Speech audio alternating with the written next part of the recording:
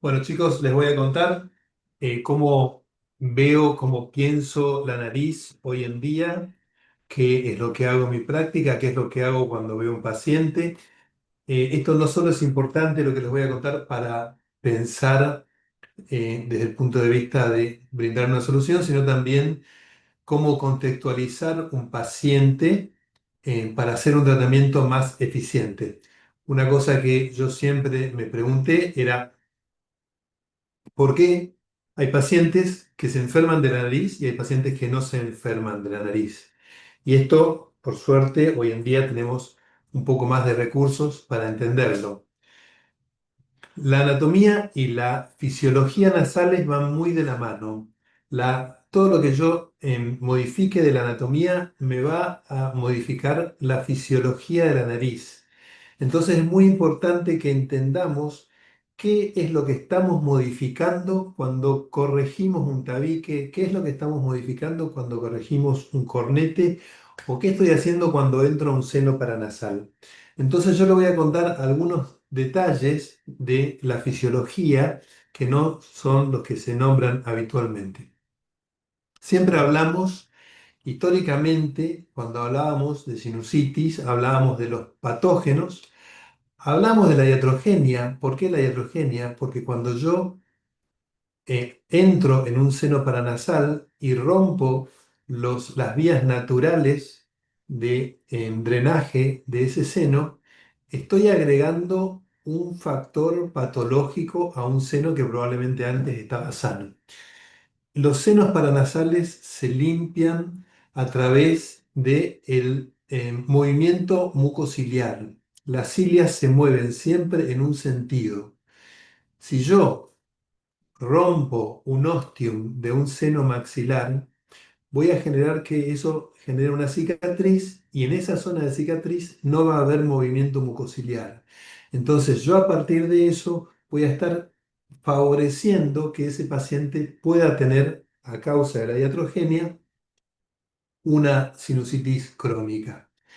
Pero además de los gérmenes y de esa eventual iatrogenia, están los endotipos, que es cómo responden los individuos a los estímulos ambientales, ¿sí? Cuando una persona ante un estímulo ambiental se adapta perfectamente, generando un cierto grado de congestión, secreción de moco y después vuelve a la normalidad, ese paciente no se va a enfermar. Pero si ese paciente tiene como respuesta a un estímulo ambiental, que puede ser el aire frío y seco, genera una respuesta mediante ciertas interleuquinas, por ejemplo las interleuquinas 5 y la interleuquina 13, es un paciente que probablemente solo por el estímulo ambiental termine formando pólipos. Esto hoy por suerte lo sabemos y entonces no es que va a formar pólipos el que quiera, sino el que tenga un cierto endotipo, una forma de responder a los estímulos ambientales. Y este endotipo nos va a llevar a un fenotipo, ¿sí? En el fenotipo le agregamos al endotipo los factores ambientales. Y ahí hablamos de lo que se llama la epigenética, que ustedes seguramente ya lo habrán visto en otras charlas. Pero lo que a mí me importa contarles es cómo las alteraciones anatómicas me van a generar cierto tipo de epigenética. La alteración anatómica es epigenética pura. Si yo tengo un tabique nasal desviado, ese paciente a su forma de responder le voy a agregar una alteración en el flujo de aire que haga que la respuesta de su nariz a los estímulos ambientales sea diferente a un paciente que no tenga el tabique desviado. Esto es porque voy a alterar el flujo de aire. Lo que a mí me interesaría que ustedes entiendan es por qué cuando yo altero el flujo de aire, mejor dicho, por qué la alteración patológica o flujo de aire me puede llevar a una rinosinusitis crónica en un paciente con un endotipo dado.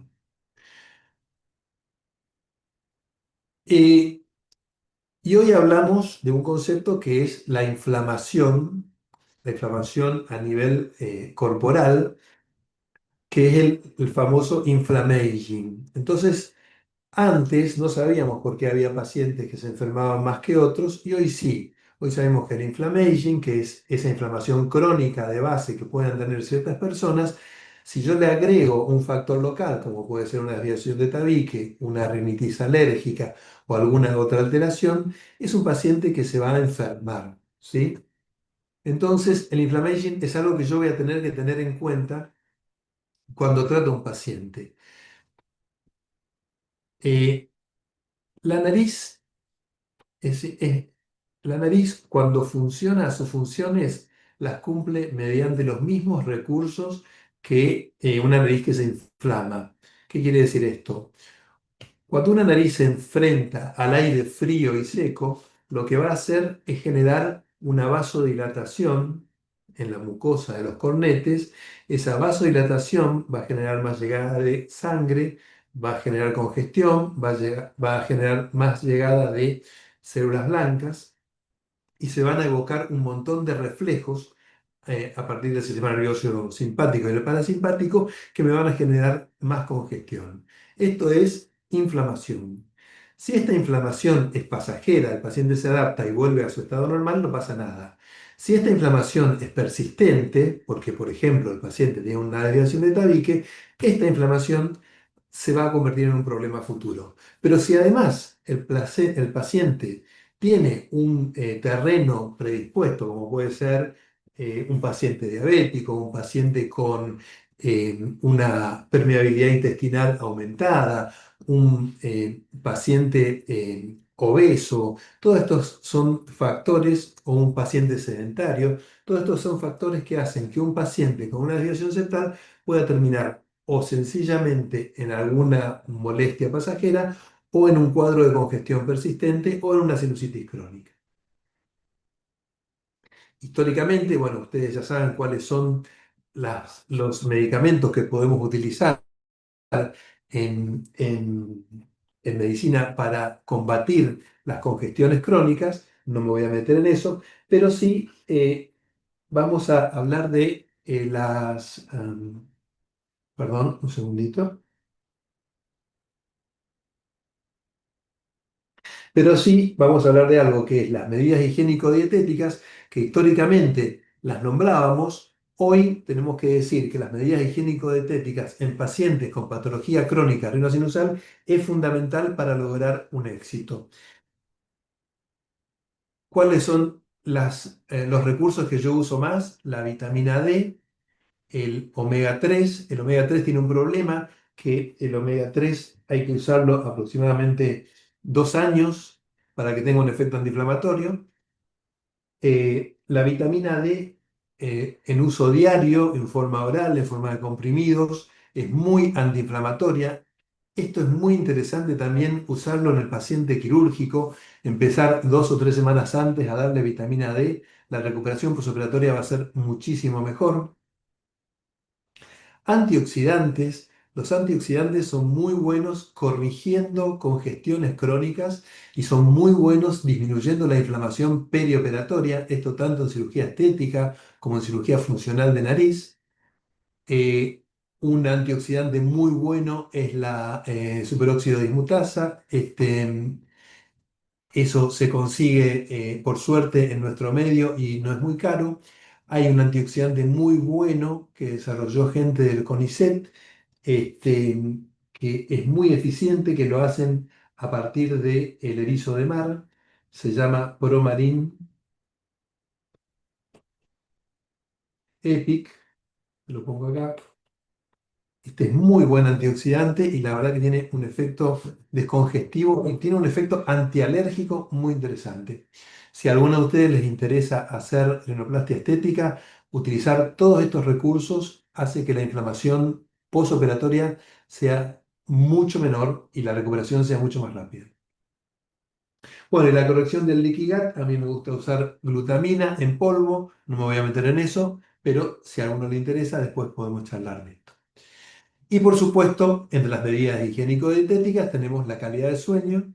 Es muy importante la calidad de sueño para la recuperación postquirúrgica. La alimentación, sacar harinas, sacar lácteos y hacer una alimentación basada en proteína y fibras. Más o menos un 20% de los pacientes riníticos mejoran con esta dieta con restricción de harina y con restricción de lácteos. Es muy interesante el resultado de estos pacientes. Y bueno, la actividad física, por supuesto. Bueno, entonces, visto esto, yo tengo una inflamación general. ¿Cuál es el rol del septum y de los cornetes en esta inflamación? Bueno, por supuesto que el septum y el cornete alterados lo que van a hacer es generarme un trastorno en la distribución del aire intranasal. Y vamos a hablar de esto, ¿vale? Yo lo que voy a tratar de hacer es, vamos directamente. Ah, bueno, esto, vamos. Vamos a ver cuáles son las funciones de las distintas partes de la fosa nasal. Esto, vestíbulo nasal o válvula nasal externa, la función de esto es dirigir el aire. Si la nariz es una nariz tóxica que está tirada hacia abajo, el aire va a tender a entrar hacia arriba. Si la nariz está bien proyectada, el aire se va a distribuir hacia toda la fosa nasal. La zona 2, que es la válvula nasal, es una zona de estrechamiento.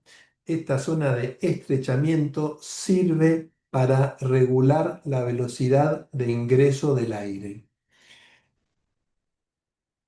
No sé si alguna vez se preguntaron si realmente es importante o no la función de la nariz, si realmente importa respirar por la nariz o por la boca. La válvula nasal nos provee un mecanismo muy interesante en cuanto a la distribución del aire en los pulmones. ¿Por qué? Si yo regulo la entrada de aire mediante la función de la válvula nasal, lo que voy a hacer es que hacer que el aire tenga una velocidad de ingreso más lenta que si respiro por la boca. Cuando el aire ingresa más lento, lo que me permite es abrir la zona diafragmática y permitir que los alvéolos de la base del tórax se expandan. Y esto va a aumentar, cuando yo respiro por la nariz, aumenta entre un 20 y un 40% la posibilidad de oxigenación de sangre. O sea que aumenta muchísimo la eficacia pulmonar el hecho de respirar por la nariz. Y esto es gracias a la acción de la válvula nasal. La válvula nasal también nos provee de otro recurso que es la saciedad ventilatoria.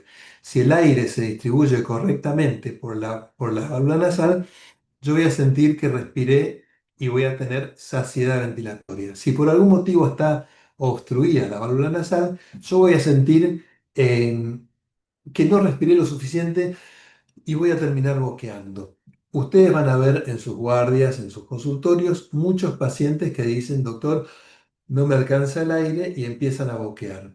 Cuando uno respira por la boca, lo que hace es llenar más rápido la zona alta del tórax y esto genera que se corte la inspiración y no genera saciedad ventilatoria. Entonces también la función de la válvula nasal es proveer saciedad ventilatoria. La zona 3, que es inmediatamente por detrás de la válvula, lo que hace es repartir el aire, darle velocidad al aire y permitir que el aire hacia atrás adquiera un flujo turbulento para que se reparta por la zona 4 y 5, que es donde están los cuerpos de los cornetes, y en esta zona se va a generar el calentamiento y la humidificación del aire que va a entrar a los pulmones. Además de esto, el aire cuando pase por acá va a hacer un flujo ventilatorio que va a mandar pequeñas muestras de aire hacia la zona superior, que es donde está la zona olfatoria, para que ese muestreo permita al olfato decidir si estamos respirando algo peligroso o no. ¿Sí?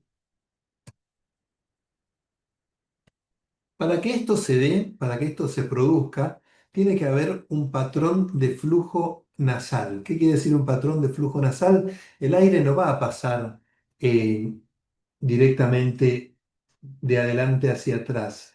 El aire va a tener una forma de pasaje, ¿sí? En la zona prevalvular, que es esta zona de acá, el flujo va a ser turbulento, pero en la zona de la válvula nasal el flujo se va a volver laminar. Y ahora les voy a explicar qué quiere decir esto. La forma de pasar el aire por dentro de la nariz tiene una forma que se llama vortex flow, que es un flujo que tiene un flujo central, que es esta línea que va por acá, que va de adelante hacia atrás, y alrededor de de ese flujo central que tiene alta velocidad, van haciendo turbulencias las corrientes de aire para poder calentarse y humedecerse. ¿Por qué es esto?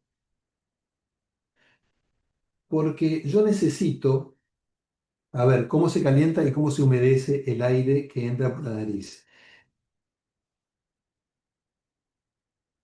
Pegado a la superficie del cornete y pegado a la superficie del tabique, yo voy a tener una capa de moco. Esa capa de moco es capaz de brindarle humedad al aire que ingresa. ¿Ok? Y la sangre que está dentro de los cornetes le va a transmitir temperatura al aire que atraviesa la nariz.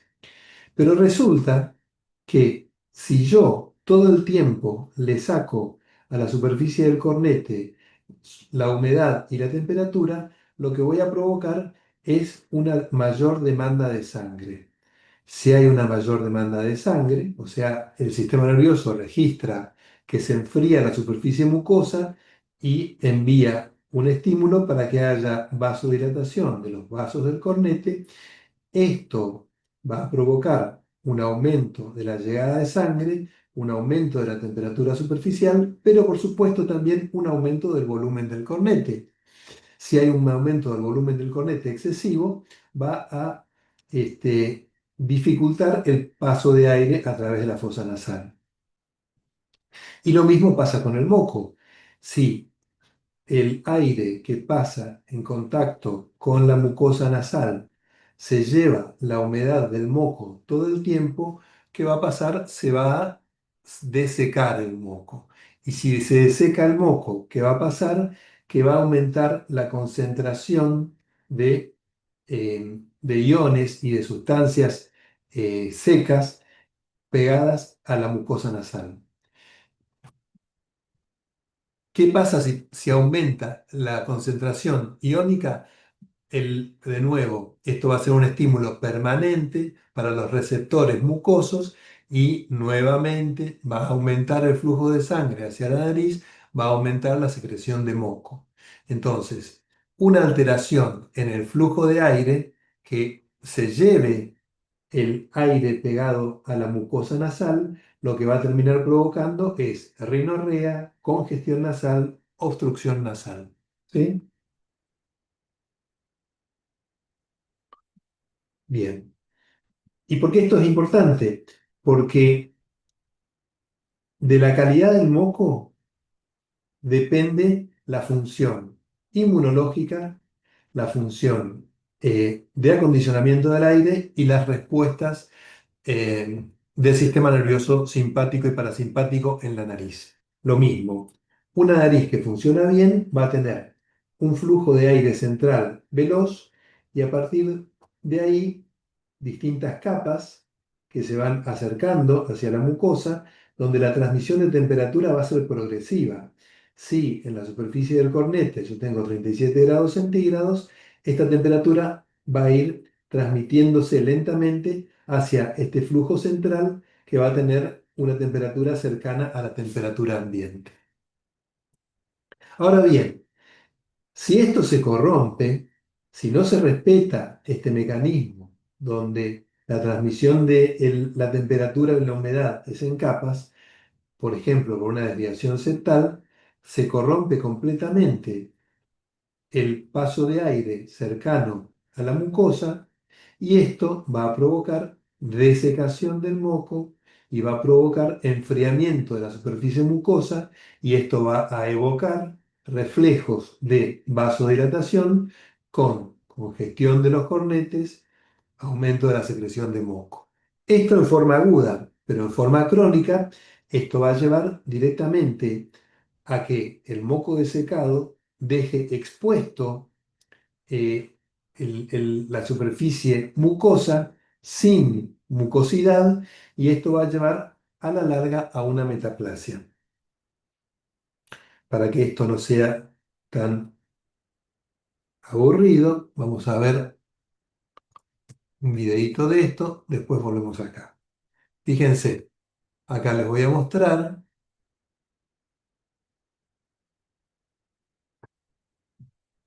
Ah,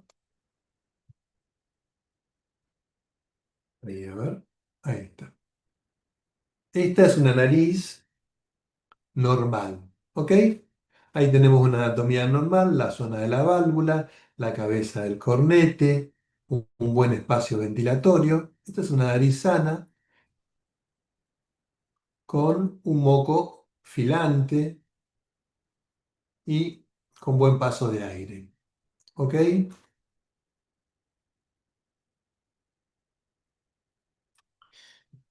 Ahora les voy a mostrar una nariz vista con un filtro NDI, donde vamos a ver una nariz normal, cómo se ve la red vascular. Fíjense lo que es la red vascular mucosa, la cantidad de vasos que tenemos debajo de la mucosa. Todos esos vasos es justamente para responder a los estímulos de temperatura y de humedad del aire para poder adaptarse. Fíjense que esta ya es, perdón, a ver si puedo jugar con esto. No, no me deja. Bueno, no puedo. Bueno, acá vamos a ver ya una nariz con sequedad mucosa. Fíjense cómo está totalmente alterada la mucosa, cómo hay una metaplasia, hay zonas de enrojecimiento, hay zonas de pulidas, hay zonas de exulceración, ¿sí? Esta es la nariz de un niño. Esto les muestro porque fíjense, el niño está enfrentándose al aire y está generando la madurez de su epitelio. Fíjense la cantidad de petequias, pequeñas microhemorragias de la mucosa, que son la adaptación de la mucosa al aire frío y seco. Lo que quiero decir con esto es, la inflamación de la nariz es un recurso normal, es un recurso totalmente normal, eh, como la hija de Franco, por ejemplo, que está adaptando su nariz al aire. eh, La nariz, cuando se enfrenta al aire frío y seco, en los niños se congestiona y genera microhemorragias. Por eso los niños son tan propensos a las hemorragias nasales. Están adaptándose. Con el tiempo se genera una red vascular y se genera un epitelio más resistente a estos cambios de aire. Sí, a ver, ahí no sé qué pasó, perdón.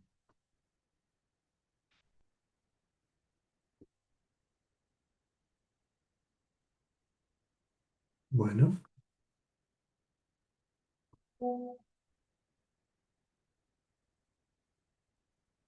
ahora estamos.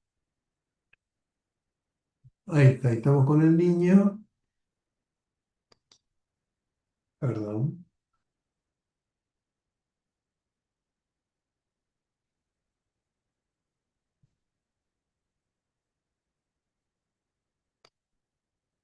¿Ven? Esto es normal.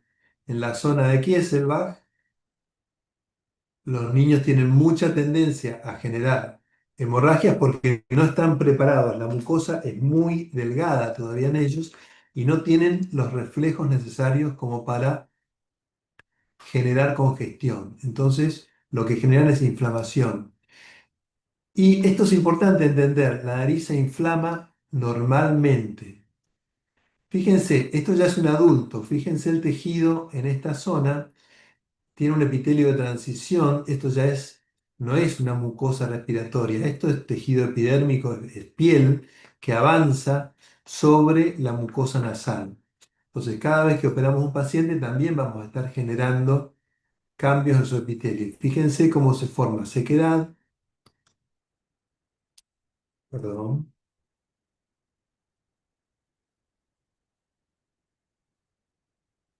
ahí, ahí, sequedad, fíjense la formación de costras, ¿sí? Fíjense la vascularización irregular del cornete y la zona de la válvula con estancamiento de secreciones, porque este epitelio, que es un epitelio en la epidermis, no permite, no tiene cilias. Entonces el moco se estanca, el moco se estanca, se seca, se coloniza.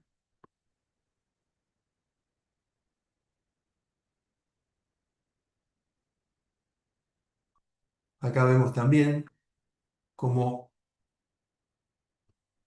tenemos zona de epitelio epidérmico, zona de epitelio respiratorio. Fíjense, esta zona de transición no llega a ser ni piel ni mucosa respiratoria, pero es una mucosa que no funciona bien. Entonces, esta va a formar costras permanentemente.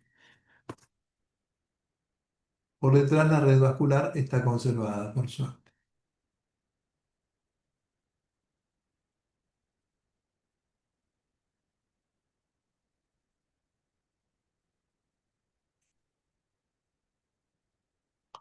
Bueno, y ahí la gran vascularización de miren, este es interesante. Fíjense este paciente, lo que les decía, en forma aguda, la nariz se adapta, pero fíjense en forma crónica, este es un paciente con una desviación septal severa, miren lo que es un tabique septal en un paciente con lo que les decía, el inflammation con con un, con una mucosa nasal predispuesta a enfermarse. Fíjense lo que es esto. Áreas totalmente despulidas, ¿ven? Áreas hemorrágicas. Esto es una mucosa de mala calidad porque es un paciente con una patología autoinmune y a eso le sumamos la desviación del tabique. Entonces, ese es un paciente que tiene muy mal pronóstico, aún operándolo. Esta es una nariz con resección de los cornetes. Les quería mostrar cómo funciona, cómo no hay diferencia en la distribución de sangre. Fíjense que es todo igual, tiene todo el mismo color, ¿sí? Entonces no hay zonas donde eh, no se distribuye el aire correctamente. Acá de este lado sí hay zonas de formación de costras y es todo el mismo azul, ¿eh? Todo igual. Eso quiere decir que no hay una distribución sana del aire para poder cumplir las funciones de la nariz. Vamos a ver un poquito esto, lo que les decía, estos son imágenes de estudios computacionales de flujo, donde me muestran cómo es la distribución del aire dentro de la nariz en la inspiración. Esta es la zona anterior, esta es la zona posterior. Fíjense que acá voy a tener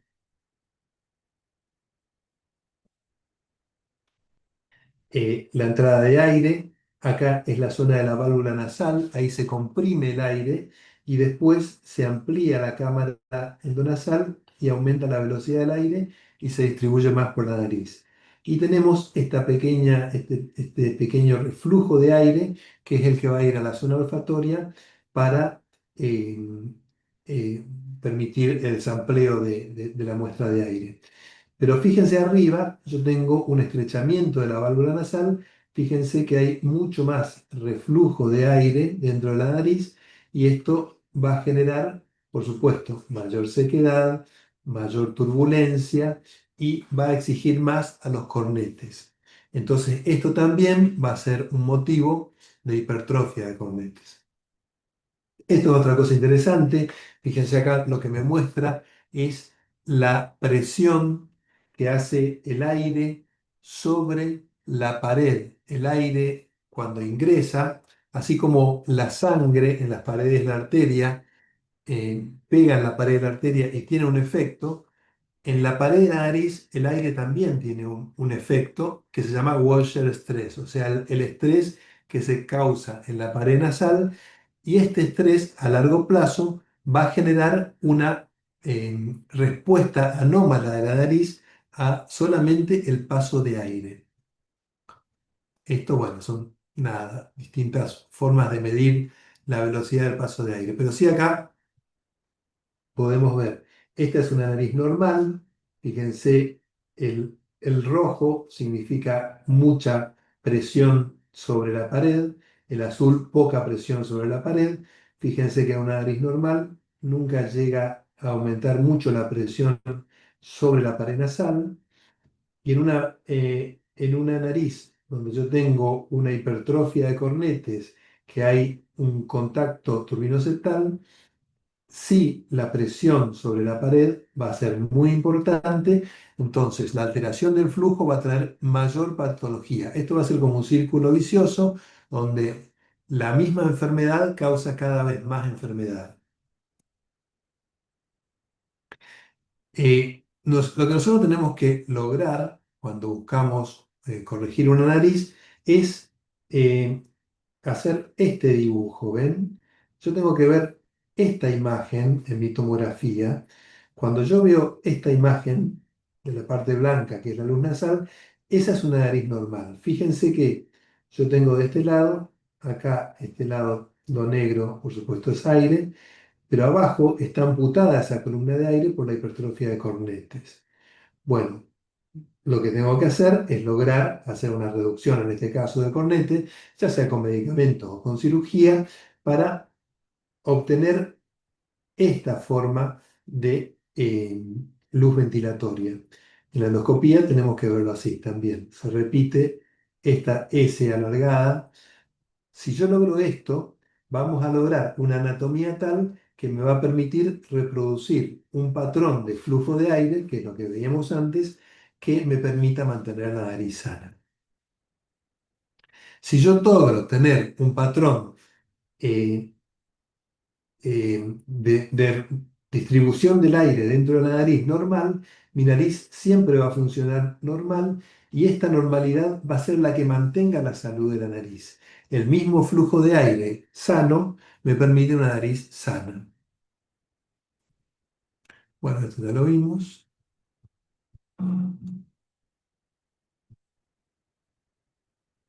Bien, entonces, ¿qué me importa a mí de mantener un flujo ventilatorio sano? Por un lado, esto que les digo, mantener una respuesta fisiológica a los cornetes, que no se congestionen en exceso, pero también mantener una humedad de la mucosa, una cantidad de moco determinado que le permita a la nariz cumplir sus funciones inmunológicas y de regulación.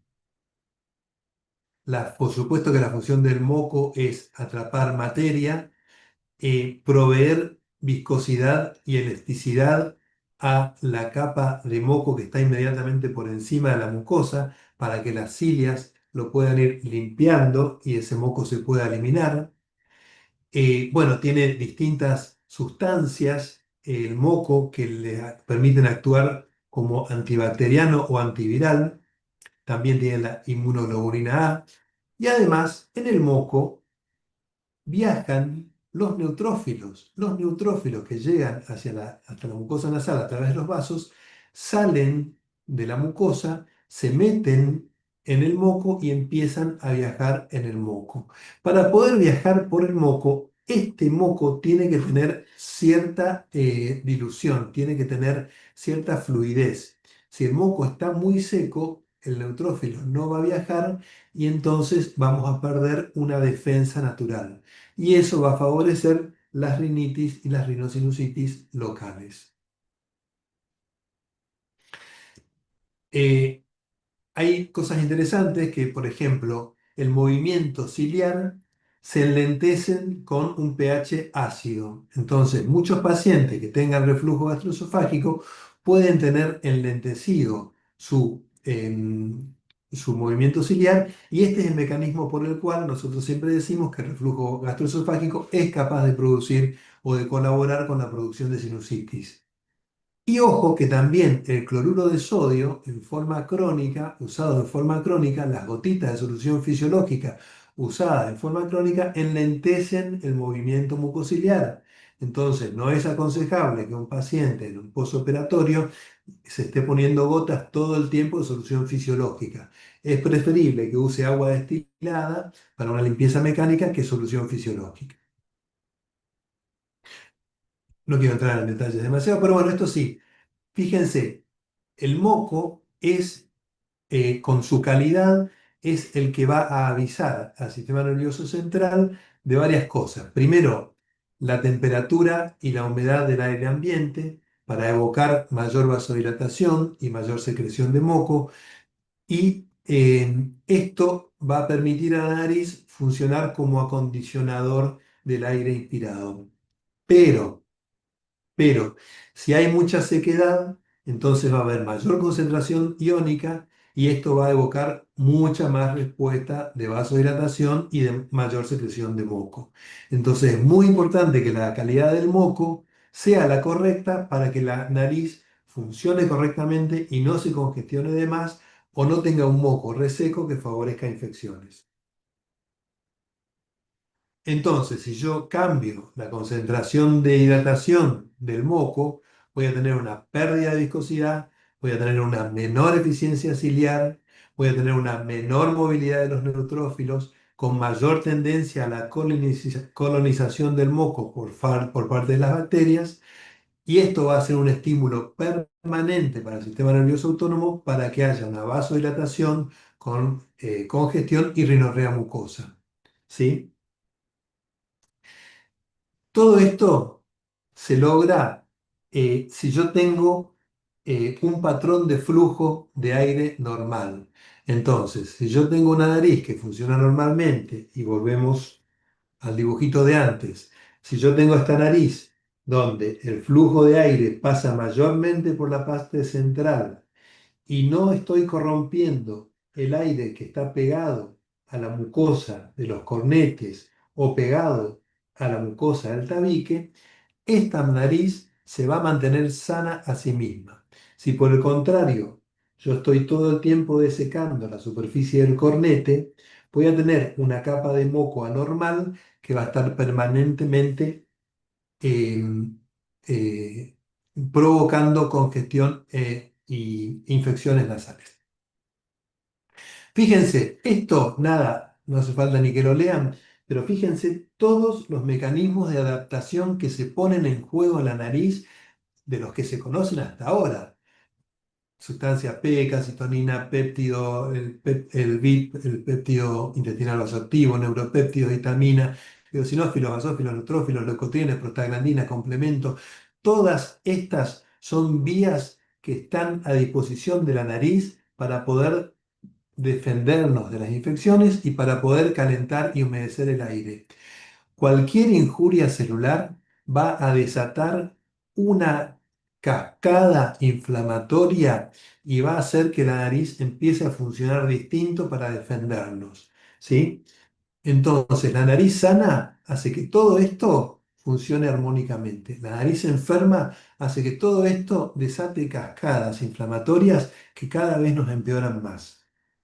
¿Y por qué les digo esto? Porque en realidad cuando uno está operando una nariz y alterando la anatomía, lo que hace es alterar estos mecanismos, ¿sí? Ya sea a favor o en contra. Entonces, lo que yo tengo que pensar es que cuando yo opero una nariz, estoy operando la calidad del moco. Estoy operando la respuesta fisiológica del cornete. Estoy permitiendo que se evoque una vasodilatación correcta y una adaptación correcta de la nariz. Entonces, ¿qué es lo que voy a necesitar hacer? Bueno, nada, esto es a largo plazo. No me voy a meter mucho en esto. Entonces, cuando yo opero una nariz, lo que hago es definir la zona de intercambio de, ahí, de temperatura y humedad en la nariz. Voy a estar determinando el tipo de flujo nasal, si es un flujo nasal que permite el intercambio armónico de temperatura y humedad, o si es un flujo nasal corrompido que me estimula la congestión y la secreción de moco. Voy a estar determinando la calidad del moco, porque voy a determinar si se deseca el moco pegado a la mucosa del cornete o no. Voy a estar determinando qué grado de inflamación va a tener la nariz para poder calentar y humedecer ese aire. Si es una inflamación controlada, va a ser una nariz sana. Si es una inflamación descontrolada, mi alteración anatómica va a terminar en una rinitis o una rinosinusitis crónica. Y bueno, lo que les decía, el Walcher Stress, que es ya la alteración crónica de la pared de la fosa nasal por una metaplasia que hace que deje completamente de funcionar todos estos mecanismos fisiológicos. Entonces, yo lo que necesito saber cuando voy a decidir una cirugía de nariz es ver cómo está ese flujo nasal, cómo interactúa en la anatomía del flujo, qué respuesta fisiológica voy a tener a ese flujo nasal, si ya hay alteraciones metaplásicas en la mucosa o no, y bueno, nada, cómo voy a evocar eh, esa, esa anatomía. Entonces yo lo que voy a buscar es generar que la nariz se cure a sí mismo, una nariz, yo digo, con una salud crónica versus una nariz que se esté enfermando todo el tiempo en culpa de una anatomía alterada. Bueno, yo voy a ir hasta acá. No sé si... Este, bueno, y otra cosa, lo mismo. Ah, esto es muy importante. Por favor, no operemos de más. No saquemos cornete de más. No operemos una nariz que está sana porque tiene un espolón. Porque si yo opero una nariz por un espolón y la nariz está funcionando normal, puede ser que le esté agregando una patología solamente por generar una cicatriz dentro de la nariz. Si yo voy a trabajar sobre un cornete porque ese cornete está obstruyendo, ¿puedo trabajar? Sí, claro que puedo trabajar, pero voy a dejar el cornete más grande que pueda que no obstruya la nariz. El tamaño del cornete es el que me va a determinar eh, el patrón de flujo de aire. Si yo saco un cornete, lo que voy a hacer es generar un patrón turbulento. Entonces le voy a corregir la obstrucción, pero le voy a agregar una rinitis permanente y una sensación de congestión permanente. Entonces seamos medidos y si vamos a corregir un tabique, corregimos un tabique que está alterando el patrón de flujo nasal. Si voy a corregir un cornete, voy a corregir un cornete, pero voy a dejar la cantidad suficiente de cornete para que cumpla la función de la nariz y me mantenga el patrón de flujo correcto.